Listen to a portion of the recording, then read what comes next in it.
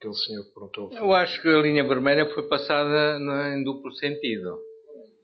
No verão passado, o Presidente da República, com aquela coisa da espionagem da São Bento em relação a Belém, bom, é evidente que pisou a linha vermelha. Porque duas uma, ou ele tinha informações que estava a ser espionado e demitiu o Primeiro-Ministro, ou não tinha, ficava calado e demitia quem falou.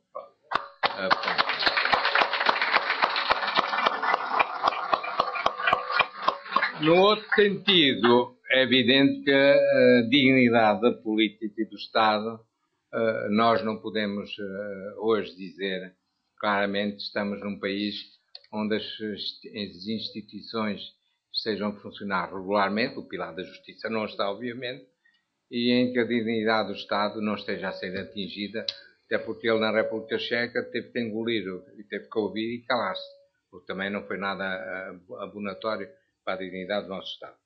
Agora, é evidente que o Presidente da República está a gerir timings pessoais também e timings partidários. Todos nós sabemos qual é o jogo que está a ser feito para depois das eleições presidenciais. E mais não digo. Mas que o senhor acha que o Cavaco, se for reeleito, demite a Assembleia da República? Só pode demitir passado 6 meses. Pois, não vou pronunciar, já é uma decisão que lhe caberá a ele, mas pronto, ele está a gerir timings pessoais, está. Pois, depois já não pode ser reeleito, é isso? Só 2 vezes, é isso? Tem. Estou eu a pensar alto. Sim, de toda maneira será o último mandato. Agora está a pensar mais nele e depois está a pensar mais... Depois pensará exatamente como entender, mas será o seu último mandato e será de certeza muito mais interventivo. Quanto à questão dos políticos, repare, eu tenho amigos políticos, daí eu ter aceito, em 3 ocasiões pelo menos, enfim, estar ao lado de amigos políticos. O António Capucho em Cascais, que é o meu conselho, o Mário Soares é um amigo, e o Miguel Portas, porque entendi que no Parlamento Europeu era bom que houvesse lá vozes dissonantes. Nunca pertencia a nenhum partido, por uma opção pessoal, por causa da AMI. Eu queria fazer da AMI um projeto nacional e não queria que me colassem, enfim, a um rótulo, a uma cor política. Ora, como é que o Presidente da República pode, enfim, atuar para o bem do sistema político português? Todos nós sabemos, o meu querido amigo sabe, que hoje em dia as bases dos partidos raramente se revêem nas cúpulas. Há, enfim, uma disrupção entre as chefias e as bases. Pois bem, o partido, mais uma vez, o Presidente da República, nesse caso, pode atuar pelas declarações que faz ou as mensagens que envia à Assembleia da República e pelas reuniões que ele tem nos tais diálogos singulares que ele tem com os líderes partidários, porque todos, a verdadeira democracia precisa de partidos políticos fortes e credíveis. O mal da nossa democracia é que os nossos partidos hoje também estão enfermos. Eu acho que não estamos a ser muito inteligentes. Eu acho que toda a liderança partidária, embora tenha como tendência a perenizar-se, vai ter que entender que a curto, médio prazo, o que está em jogo é a nossa própria democracia. Eu acho que, da mesma maneira que um médico fala com o seu doente, o tal diálogo singular, olhos nos olhos, muitos não acreditam nisso, eu acredito, porque eu acredito em qualquer de nós ainda resiste uma chispa de humanidade e de bom senso. No tal diálogo singular que eu tiver com toda e qualquer pessoa que eu receber em Belém, ou que eu for visitar, eu vou-lhe falar olhos nos olhos. Porque há coisas que têm de ser ditas em privadas e outras em público. Em privado uma pessoa tem de ser de uma frontalidade brutal. Em público, já dizia o Talleyrand, o ministro dos Negócios Estrangeiros do Napoleão, que os elogios devem ser feitos em público e as chamadas de atenção em privado. Posso garantir que eu não me coibirei nunca de fazer todas as chamadas de atenção que eu entender fazer como Primeiro Magistrado da Nação, em privado. Porque não se pode nunca humilhar as pessoas. Espero que eles me entendam. Bom, José Carvalho, o senhor acha a favor da estabilidade ou de manter o Serviço Nacional de Saúde? Foi isso que eu percebi. A estabilidade só tem razão de ser se efetivamente as populações portuguesas forem bem servidas. Eu disse no início que cabe ao Sr. Presidente da República ser o intérprete dos sentimentos da nação. Para ter como serve uma estabilidade política, porque senão uma ditadura é sempre estável, se efetivamente as populações portuguesas estão a ser preteridas nas suas legítimas aspirações.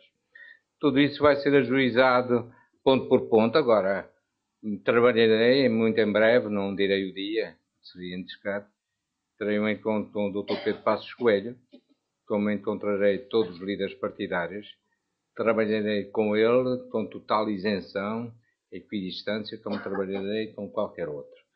Agora, a estabilidade é importante, sem dúvida, desde que as políticas sejam levadas a cabo, não penalizem as populações e, sobretudo, os mais frágeis, mais do que eles já estão a ser penalizados. Portanto, é a favor que se mantenha um Serviço Nacional de Saúde? Com certeza que sim. Estamos a favor de se mantenham as escolas por todo o território nacional, porque senão, repito, daqui a 20 anos, 90% da população portuguesa está a viver no litoral. O João Turcato fez uma pergunta muito interessante, que é a Europa.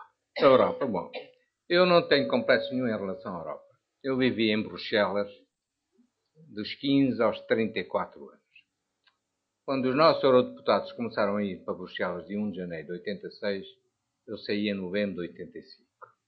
Se eu quisesse hoje ser um alto quadro da União Europeia, eu tinha lá ficado, eu era professor da Faculdade de Medicina, a minha mulher era belga, os meus filhos tinham lá nascido, estava lá há 20 anos, duvido que houvesse muitos portugueses com os meus predicados para ocupar um cargo na União Europeia.